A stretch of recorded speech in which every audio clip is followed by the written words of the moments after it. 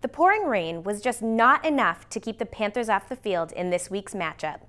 Alexandra Grace has the highlights of all the mucky action. Al? Thank you, Alicia. The Marlborough football team hosted Algonquin at Kelleher Field. Both the Panthers and the Tomahawks came into the game at 1-5, and it certainly was a rainy, muddy battle. Wet conditions made it tough for both teams to execute in the first quarter. With just 11 seconds left in the first, T-Hawks quarterback Danny Bishop runs it in 15 yards for a touchdown. The kick by Stephen Roy is good, and the Tomahawks are up 7-0. In the second quarter, Marlborough's Mike Yates hands the ball to Tyjae Lenhart. Lenhart not letting any mud slow him down. He runs 52 yards, almost gets into the end zone, but he's tackled at the 3-yard line. Yates digs through and finishes it off for 6. The rain still coming down hard as the Panthers go for the extra point. The snap, Jose Caquillas can't get a good grip. He's able to recover the ball. It could have been much worse. It's 7-6 Algonquin at the end of the first half. Marlborough's defense excelling in the rough weather. Ryan King with the sack. He led his team with 9.5 tackles and 1.5 sacks and was awarded Defensive Player of the Week. Then the Panthers come in with a huge interception from Joe Capadonna. Panthers weren't afraid to dive in the muck to recover a fumble. Marlborough seizes this opportunity. Yates throws to Lenhart. He runs it all the way in for a touchdown. They go for the extra point. Nice grab by Caquillas. The kick is good, and Marlborough takes the lead 13-7 in the fourth. Tomahawks trying to stay alive, but Bishop is sacked. Very next play, Bishop with a short pass. Derek Broder fights for the interception. It's Marlborough's ball. Yates decides to end this muddy war right here. He runs 8 yards into the end zone and finishes with the extra point. The Panthers get the win, 20-7. I caught up with Marlborough at practice to get their feedback on the win.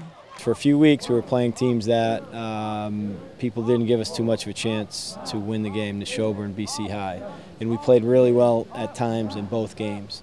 So now it was the opposite, a team with only one win going in as the favorite. So, but our kids responded to it.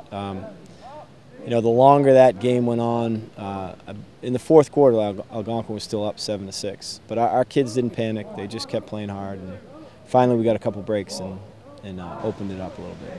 In the fourth quarter, we really stuck it to them. So I think we really finished this week compared to other weeks where we just couldn't finish in the second half. It was the funnest game I've ever had. Really, yeah. In order for the Panthers to make it to playoffs, they have to win every remaining game of the season. 3 out of the 4 are home games, including the next matchup against Milford. And from one muddy football field to a nice dry field house, 3, 2, 1, go! Varsity athletes at Marlborough High School are coming together for a very special workout. 10, 20, 30. It's the first annual Breast Cancer Awareness Teamwork Challenge to support Mammograms in Action.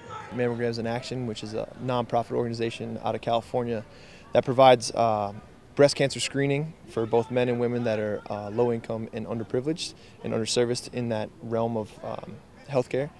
A relay of sprints, burpees, box jumps, and squats push students to put some muscle into strengthening the awareness of breast cancer and raising funds for those in need.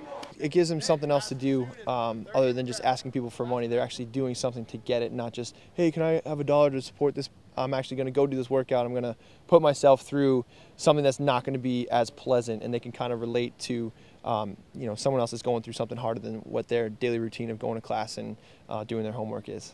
October is Breast Cancer Awareness Month. Organizations around the world communicate the importance of getting screenings and taking preventative measures in the fight against breast cancer. It's definitely something worth giving some time and thought into. You know, people are always wearing pink and stuff for football games. I think finally people are starting to understand that it's not just wearing pink, it's more of actually supporting a cause. So I think that's a good idea. Through Mammograms in Action's grant program, individuals are able to receive a screening for just $80. And thanks to the strength of these athletes at Marlborough High, more low-income and uninsured men and women will be able to take preventative action. I think it's so much better that we're actually coming together. Like, there's so many athletes at Marlborough High, and the fact that we're coming together to work out and to raise money for this cause is a great thing. It's just, we're not just telling people we're raising money, we're doing something about it. If you'd like to learn more about mammograms in action, you can email Tom Leard at the email address listed below on your screen. Alicia? You mentioned the organization helps fund those in need of a screening, but where can someone go to find a screening service in the area? Yeah, that's a great question, Alicia. If you're looking for a screening service and you don't know where to begin, you can check out the organization's website at the address listed on your screen for resources and support. Back to you. Thanks, Al.